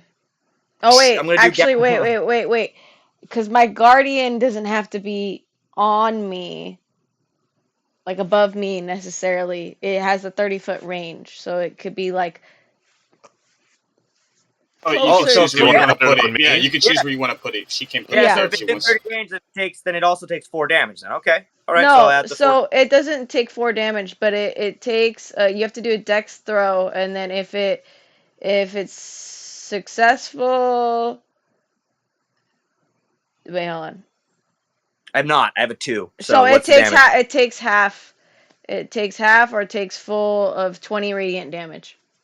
Okay, 20. So that's okay. So you hit it with 20 radiant. And it's radiant damage, so it's supposed to be. I don't know if that's more powerful or not against like necromancy. Yeah, it is. Shit, You probably add an extra D4. Actually is. You are correct. So yeah, he takes the damage. He has disadvantage, and he gets hit. So the Gashidoku takes another 20 hit points of damage as he moves in closer with a step. He's like, as like this giant rattling kind of bones start shaking from its body as you do another bit of damage. Sakura, you kind of smile as you're like kind of like spirit, like kind of pink spirit, like guard, so like smack this kind of giant skeleton. However, the Gashidoku is up, and then we're gonna do Cyrus, and then we're gonna call it a night. So now the Gashidoku is going to is going to lean down and try to pull off Hallman from its mouth. So the Gashadokuru is going to roll a. Oh shit! Okay, so it does not. So the Gashadokuru like tries like with all of its might to grab you, Hallman, but like you're swinging its jaw, so you're like ah! So you're like fucking like swinging back and forth, and the Gashadokuru it cannot grab you. It's like and it's trying to grab you with its giant arms. However, it stops, and then it turns to you, Sakura, noticing that your guardians were the things that tried to hit it. So the Gashadokuru is going to do a giant scythe that it kind of creates out of magic and slices down to you, Sakura. So it is going to. I thought I was going to take the hit, man. I'm sorry, Sakura. It's okay. So hold on. So Sakura, it misses. So it goes, and it kind of misses as it slices down to you, Sakura. You manage to go like kind of Matrix style. You like lean back, and the scythe goes like right over your head, Sakura. Swing. And it managed to miss you, and the Gashadokuro lets out a giant, like other like kind of cackling crackle with all of its bones rattling. Cyrus, you are up. All right. First things first. Hunter's mark on him. Hunter's mark. Hunter's mark on him immediately, and then he's gonna run up and try to go for his neck with the moon touch. With the with the moon touch. You have to beat a 15, of course, as you know. All right, let's go. Yeah, don't hit me instead, please. All right, I got a 19. 19's to hit. You did it. Yep. What's gonna roll that? I got a 7 and then plus Hunter's mark. Where's my Hunter's mark? All right, there it is. All right, so 7 plus 5, and then since I have another attack, I guess this time I'm just gonna. This time, I hope it doesn't hit Hallman. Yeah, it's gonna hit Hallman. I'm sorry, bro. I gotta take him out. I'm gonna do sword burst. So they both have to make a dexterity of 14. Okay, Hallman, give me a dex save of 14 if you can. I'll try. I got a dex save of 15, so the Gashadokuru survived it. All right. Hallman got He's gonna 12. take half. God damn it. Okay, let's see what you guys take. Okay, that's 13. So Hallman, you unfortunately he misses as the Gashadokuru shakes its mouth as he tries to slice at it. However, it misses Cyrus, and you slice right through Hallman instead as he takes the hit. Oh no, it takes half. Like it takes half of that damage. Yeah. Okay, so what's the damage then? It's 13, so just half that. Okay, so I guess what that's gonna be then? I guess 6. All right. I look at him. I'm just like, you two. I'm like, I got you. I'm sorry. This is my moment. I'm sorry. I thought we were boys. We are boys. I'm gonna heal you. I'm sorry. So at this moment, the whole team, you guys are all looking up as Cyrus has jumped in the air, pulled out his giant glowing blade, and has tried to slice this giant Gashadokru's throat. Pippa, Sakura, Clive, Amelia, Set. You are all on the grounds below, looking up at this giant skeleton who is looming down over all of you. Sakura, you have like a fear in your eye that you've never seen before as this Gashadokuru kind of looks directly straight down into you and seems to want to grab your like godly soul inside of you, Sakura. You don't like how it feels. It's quite dark. Amelia, you know that this was the source of the magic that slammed you into the wall. All of you that, what, Sakura, what? I was going to be like, Daddy, where are you? Oh yeah, Daddy Zeus, where are you? Not the time. Sitting there like, what? But we're gonna call it a game tonight, everybody. We'll continue fighting Dracula and the Gashadokuru next week. Set, as you stand there and you watch everything set, you look at the mayor that you've been following the orders from, the guy that you were kind of afraid of, Set, thinking that was running this town, thinking that was protecting you, thinking that was kind of lording things over you, making you feel like you needed to work for him to be safe in this environment. He was actually the man behind all of this trouble and a big fucking fake and a liar. If I may. Definitely a big phony. If I may. Set looks at Apple, takes off his apron, burns it with firebolt, and says, Apple, I quit. I love it. So and then an apple, as the last line of the game tonight, Apple looks down to you. I don't care. And he kind of smiles. He's like, he is large, kind of like the vampiric teeth grow in his mouth as they kind of head down. Clive, you have a flashback to another world. You see yourself. You're holding a large brown hat, a flowing brown trench coat. You remember staring up at Dracula. However, Clive, you had somebody that was standing next to you in this memory. Somebody else wearing a long brown jacket, a large hat, and had a red spot, seemingly in the center of their face. This is the last memory you have. We'll call the game that tonight, everybody, and we will fight Dracula next week on another game of D&D. All right, everybody. So we will be back. We'll be back next week, and then we're going to take 2 weeks off. So next week is the end of the Halloween special, and then we're back after 2 weeks. So we'll see you next week, same time, same place. Go fuck yourself. Adios.